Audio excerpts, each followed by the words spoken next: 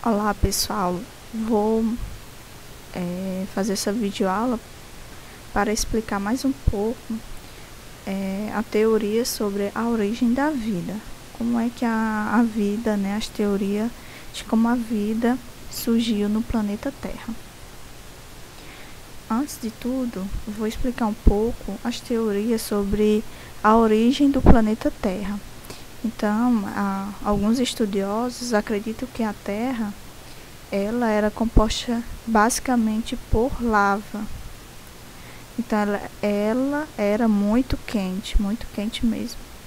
E não tinha água, tinha apenas vapores de águas que evaporavam do subsolo através das rochas, né?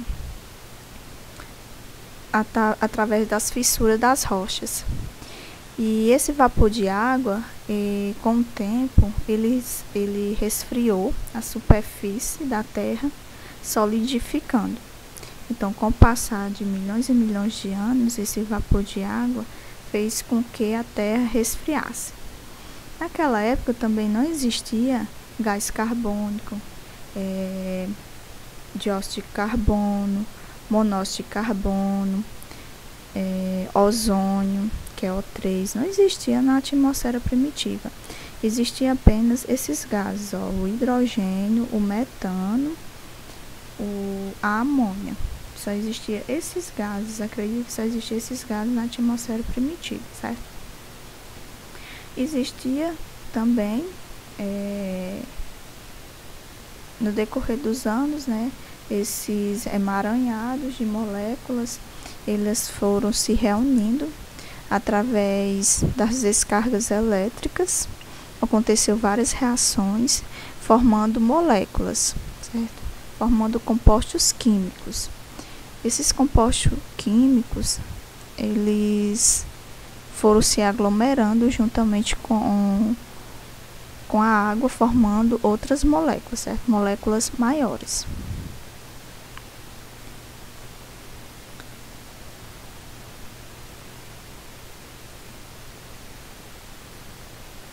A teoria sobre a geração espontânea. Então, essa teoria, ela defendia a ideia de que a vida nascia espontaneamente. Bastava eu colocar uma carne, ou então colocava uma carne que ela ia surgir vida naquela carne. Ou simplesmente colocasse camisa suja e com o passar do tempo iria surgir ratos. Então eu acreditava que a vida surgia assim do nada. Mas, né, outras teorias corroboram com contra essa teoria da geração espontânea. Temos exemplo aqui do bicho goiaba. Então eles acreditavam que o bicho goiaba, né, a larva, ela nascia sozinha. Mas na verdade, o que acontece? A borboleta, a mariposa, ela coloca seus ovos na goiaba. E daí a larva nasce, né, os ovos eclodem e a larva entra para dentro da goiaba, onde se alimenta. Então aí é o larva do bicho da goiaba que se alimenta do fruto, né, da polpa do fruto. Quando o fruto cai no solo, a larva forma o casulo e se transforma em adulto. E novamente acontece o ciclo. Aí temos os girinos camuflados na lama às margens da lagoa.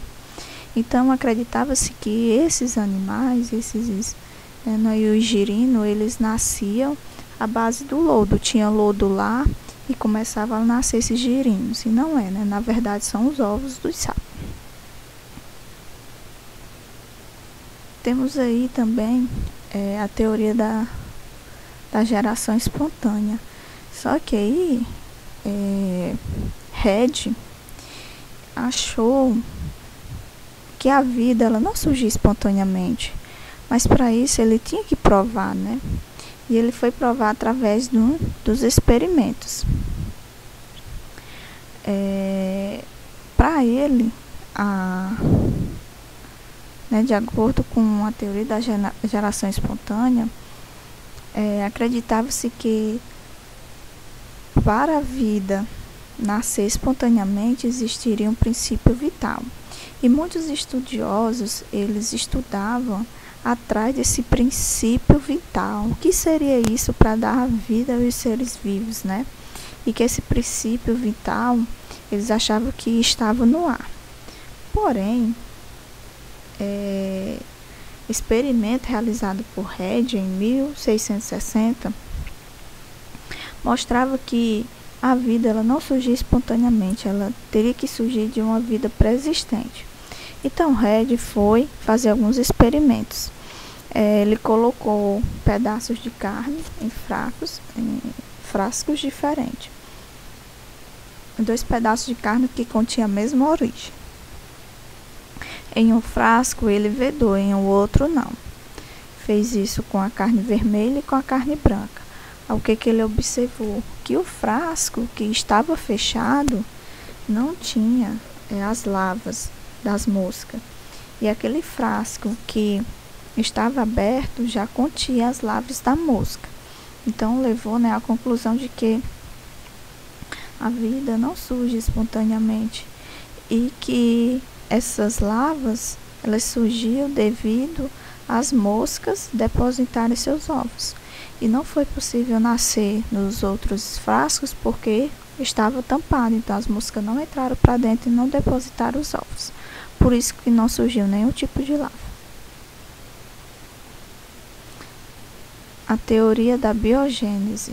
Então, a teoria da biogênese vai contra a teoria da geração espontânea, que foi através dessa teoria da biogênese que foi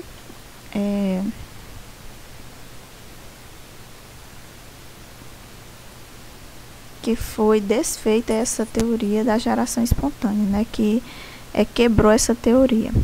Então, isso só foi possível após 200 anos. A teoria da geração espontânea deixou de ser aceita em 1860, a partir de Reid. Então, desde 200 anos depois, que deixou de ser aceita aí em 1860. Louis Pasteur comprovou a teoria da biogênese. Os seres vivos originam-se de outros seres vivos existentes. Então, a partir do momento que essa teoria da geração espontânea deixou de ser aceita, Pasteur foi fazer alguns experimentos para entender, e para mostrar que a vida não surge espontaneamente. Então, temos aí alguns experimentos que Louis Pasteur ele fez. Um desses experimentos foi o caldo nutritivo, que chama. Então, ele fez aí um caldo nutritivo e ele despejou em frascos de vidro. Esse caldo ele foi aquecido, para poder matar vírus, bactéria, qualquer organismo vivo que tivesse dentro desse caldo nutritivo. Então, ele esterilizou esse caldo nutritivo.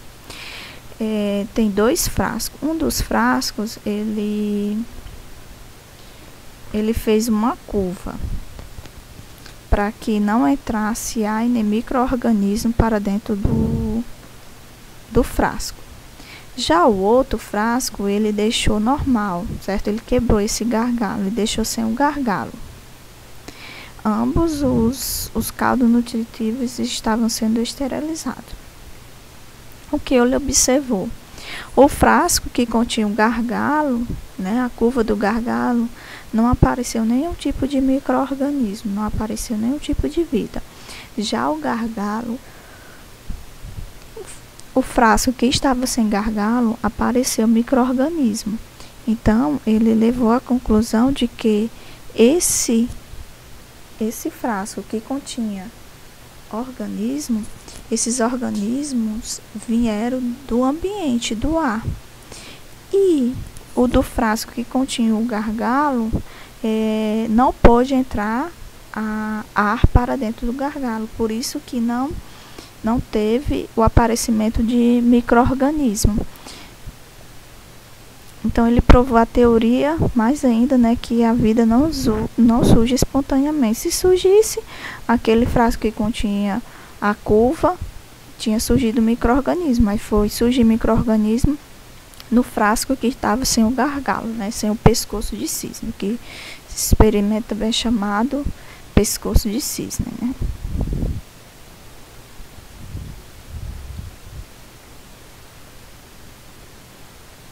O surgimento dos primeiros seres vivos. Então, a biologia acredita que a vida surgiu espontaneamente aquecidos da Terra primitiva, há cerca de 3,5 bilhões de anos, aproximadamente 900 milhões de anos depois que a Terra se formou, né? Depois que a Terra se resfriou. Depois que a Terra se resfriou, não sabe-se a real como os primeiros seres vivos surgiu, como surgiu a primeira célula, por exemplo. Então, em torno de 1930, Alexander Ivanovich Oparin, 1894-1989, e John Burdon Sanderson desenvolveram experimentos simulando a atmosfera primitiva, que no caso seria a sopa nutritiva rica principalmente aminoácidos e proteínas.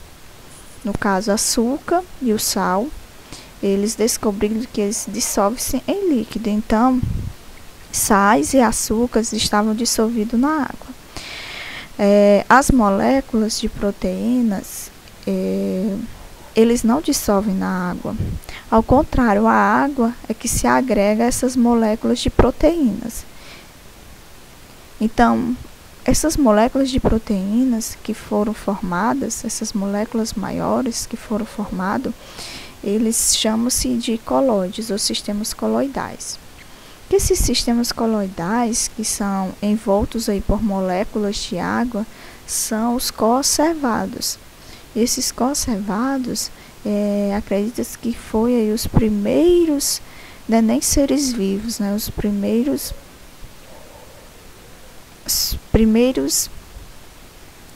seres, né, objetos parecidos com seres vivos, né, que tinham algumas características de seres vivos. Então, esses conservados foi a primeira coisa que apareceu parecido com ser vivo. Mas daí então não se sabe como eles evoluíram, né? Está aqui o surgimento dos primeiros seres vivos. Está aqui o experimento de Oparin. Ele colocou aqui uma sopa nutritiva, né, contendo algumas moléculas, contendo também vapor de água, os gases presentes na atmosfera primitiva. Então, ele foi tipo simular a atmosfera primitiva há bilhões e bilhões de anos, né? Então, ele fez esse experimento para simular a atmosfera primitiva. E ele foi tentar descobrir, naquela época, o que teria acontecido com essas moléculas que estavam presentes na atmosfera primitiva. Então, ele, como naquela época tinha relâmpagos, né? Então, ele deu choque elétrico aí nessas moléculas de água, nitrogênio, amônia e gás carbônico, para ver o que acontecia. Então, dentre essas reações, o que aconteceu foi o surgimento de moléculas maiores, tá certo? O agregado dessas moléculas. Então, as hipóteses sobre o surgimento da primeira célula ainda é polêmica. Apesar desses experimentos, ele sabe até aqui que, através das descargas elétricas provenientes dos raios, elas formam moléculas. Mas daí, então, não sabe-se como é que essas moléculas elas se transformaram em células. Então, até aí não se sabe. Sabe-se que os conservados, eles são compostos de moléculas de proteínas, de moléculas de água, e que esses conservados é a molécula mais próxima de uma célula, de uma característica de uma célula. mas não se sabe se como essa célula, esses conservados evoluíram. Sabe-se ainda que as primeiras células deviam ser estruturas muito simples, né, já que não tinha uma célula ainda bem definida, né, naquela época. Não tinha célula, tinha apenas os conservados. Os primeiros seres vivos seriam unicelulares e procarióticos, apresentavam apenas uma célula, que eram organismos bem simples, e procarióticos, ou seja, não produziam seu próprio alimento, né? E também continha... Procariótico significa células simples, que não contém núcleo. Uma célula, por exemplo, de uma bactéria, é uma célula procariótica. Então, os primeiros seres vivos deveriam ser organismos bem simples, e organismos que também não produziam o seu próprio alimento, já que nessa época aí não existia oxigênio, até então não existia oxigênio. Então, esses primeiros organismos que surgiram, eles adquiriram seu alimento através da fermentação de compostos orgânicos, que no caso desses compostos orgânicos, esses compostos aí que apareceu devido às reações dessas descargas elétricas, né, formaram compostos orgânicos. Esses conservados são compostos orgânicos. Então, né, sabe-se que os seres vivos, eles surgiram daí. Não sabe-se depois disso aí, dos conservados, por exemplo, que organismo surgiu. Só sabe-se que eles eram unicelulares, os primeiros organismos a surgir, organismo vivo, unicelulares e procarióticos. Fazia a fermentação para adquirir seu alimento. Temos aí a hipótese heterotrófica sobre a origem da vida. Então, não havia oxigênio na atmosfera primitiva, e por isso não realizava respiração aeróbica, que é a respiração que as plantas fazem, né? Utiliza-se o gás oxigênio para realizar a fotossíntese. Então, não poderia realizar a fotossíntese porque não teria o oxigênio. Os organismos não deviam possuir clorofila e realizar fotossíntese. Então, era organismos heterotróficos, né? Provavelmente realizavam fermentação através da matéria orgânica, já que tinha em abundância. O processo anaeróbico aumentou a concentração de CO2, que a partir do momento que esses seres heterotróficos começam a fazer a fermentação, eles liberam CO2 para a atmosfera. Então, a partir daí, deve ter surgido os seres clorofilados, que os seres clorofilados, eles vão utilizar o gás carbônico, CO2, juntamente com a luz solar, para a realização da fotossíntese. Então, desde o surgimento aí da molécula de CO2, depois é que veio aí os seres clorofilados. Então, sabe-se que a hipótese heterotrófica sobre a origem da vida deu-se início com seres heterotróficos que decompõem a matéria orgânica através da fermentação. Posteriormente, surgiram os seres fotossintéticos que realizam a fotossíntese. E esses seres evoluíram para seres que realizam a respiração aeróbica, né, que utiliza aí o oxigênio, a presença de oxigênio. Por quê? Porque durante aí a fotossíntese, esse processo de fotossíntese, há liberação de gás oxigênio para a atmosfera. Então, a partir do momento que tem gás oxigênio, pode surgir organismos que precisem fazer a respiração aeróbica com a presença de oxigênio. Então, temos aqui exemplos de conservados. Esses conservados estão presentes nos oceanos, né, principalmente nos oceanos, onde havia água. Então, onde havia água era apenas nos oceanos. Está aqui um exemplo de uma imagem aumentada aqui é um exemplo de conservados, então ele dá aqui o exemplo de cianobactérias, que vivem na superfície do estômago. Os sedimentos eles depositam nas células. Então aqui são os estromatólitos, certo? Que já é outra, é tipo uma molécula que é mais parecida com um ser vivo, certo? E que realizam fotossíntese.